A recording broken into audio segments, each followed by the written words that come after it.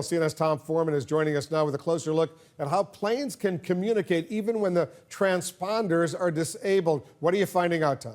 Yeah, well, a modern jumbo jet is really a flying communication station. That's why it's so astonishing to think that this plane took off in some 45 minutes after taking off, that it went utterly silent. That one system might fail is one thing, that all of them would fail is different. So let's talk about these communication systems on board a jet like this. And I want to start with the cockpit, because that's where you have the most basic communication system on a plane like this, the radio. It's used by pilots all the time. They used it on this flight, apparently without incident, until shortly before they disappeared.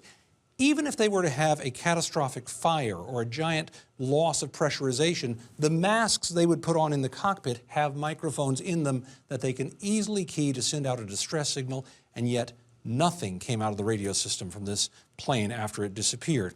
On the underside of the cockpit is where you would find the transponders we've been talking about so much. The transponders work with ground radar in the sense that a radar system pings this plane from the ground and says, I see a plane there. The transponders, in a sense, are electronically answering and saying, yes, we are this Malaysian Air flight, and this is where we're located, and this is where we're going.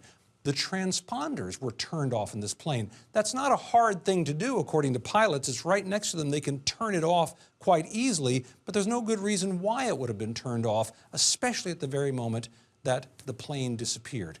Let's spin this around and talk about another part of this. We hear a lot of talk about the flight data recorders. That's them in the back there, the tail end of the plane. There's a voice recorder and there is a data recorder. They have an enormous amount of information about everything that is happening to this plane, about the angle of the plane, where all the flaps are.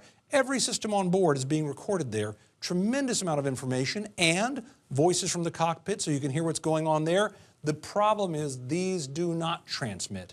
They carry that information. They can be collected later to review an incident, but they don't send out any information. Which brings us to one of the last systems we have to talk about, because this is the really important one right now, Wolf, and that is the ACARS system.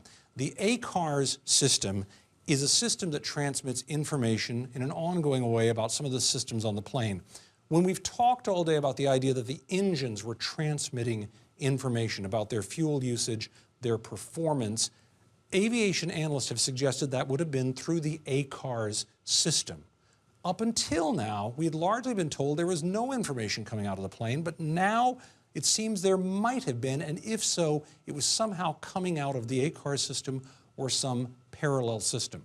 But if that proves to not be the case, Wolf, if this turns out to be another false lead, it will be another instance of where this plane went utterly silent despite all these different ways in which it could communicate with the ground, and just didn't.